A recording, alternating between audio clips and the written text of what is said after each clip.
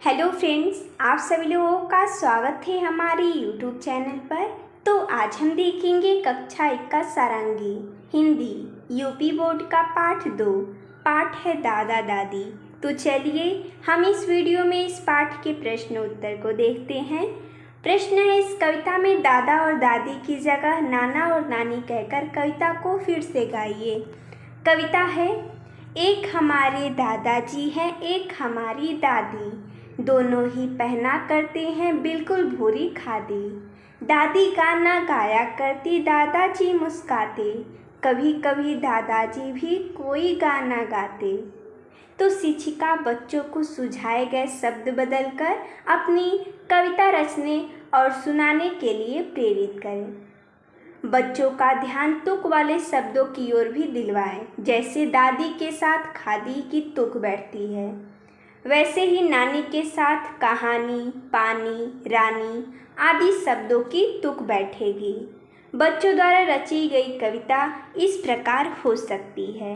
एक हमारे नाना जी हैं, एक हमारी नानी, दोनों ही कहते रहते हैं अपनी कोई कहानी। नानी गाना गाया करती, नाना जी मुस्काते, कभी कभी नाना जी भी कोई गाना गाते। आगे है झटपट कहिए। यहाँ पर वाक्य है, अप्पू के अप्पा अप्पम लेने अनोखे अनंत नगर आए। इसे आपको झटपट बोलना है। नीचे है, घर घर घड़ी घड़ी घूमती।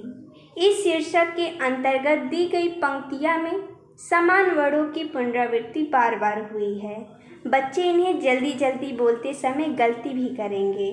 बार बार बोलकर अभ्यास करने के बाद ही स्पष्ट उच्चारण संभव होगा।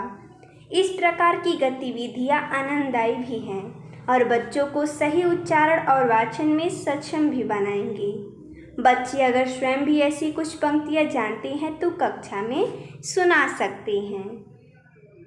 आगे है शब्दों का खेल। अप्पू अप्पा अप्पम की तरह अ की जगह म न द की ध्वनि से शब्द बनाकर सुनाइए। तो बच्चे सुझावित वाक्यांश अप्पू अप्पा अप्पम में शुरू की गई ध्वनि अ की जगह म न द लिखकर नए शब्द बनाकर बोले।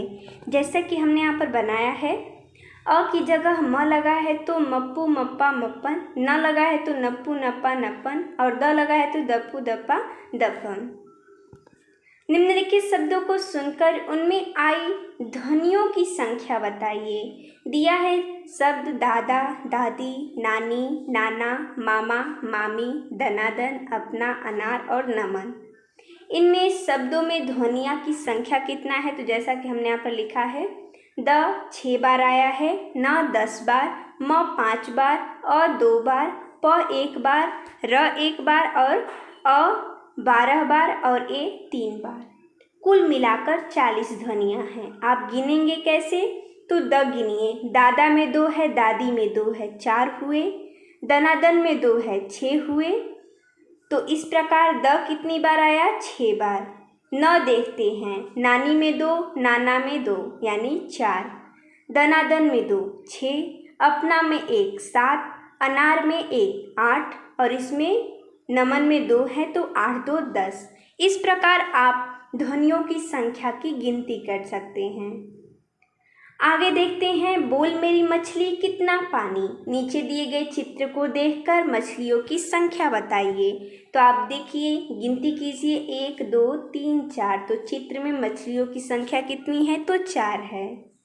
आओ सुने, अपना, अनार, इन शब्दों में पहली ध्वनि कौन सी है? तो आप पढ़िए, तो कौन सी है? अ है। तो अपना, अनार शब्दों को पहली ध्वनि है अ। आगे जिन शब्दों की पहली ध्वनि अ है उनके आगे सही का चिन्ह बनाइए। तो यहाँ पर कुछ चित्र दिए गए हैं जिनके नीचे उनके नाम भी है। जैसे कि ऊपर बना है अनार का चित्र, तो नीचे अनार है और उसके आगे गोला बनाया गया है। आगे है अमरूद, उसके भी आगे गोला बना है। अदरक, उसके भी आगे गोला है। माँ, उसके भी आगे गोला बना है। दादाजी हैं तो उनके भी आगे गोला बना है और घर के आगे गोला बना है। तो जिस शब्द के शुरुआत अक्षर यानी कि जो अ से शुरू होती है ध्वनि, उस पर हमें सही का निशान लगाना है। तो कौन कौन से हैं? तो अ से अनार, अ से अमरूद, अ से अदरक। तो ये तीनों पर हम निशान लगा देंगे।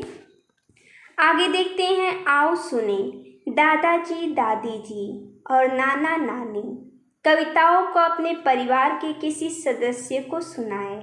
उनमें परिवार और घर से जुड़ी कोई कविता या कहानी पूछे और सुनाने के लिए कहें।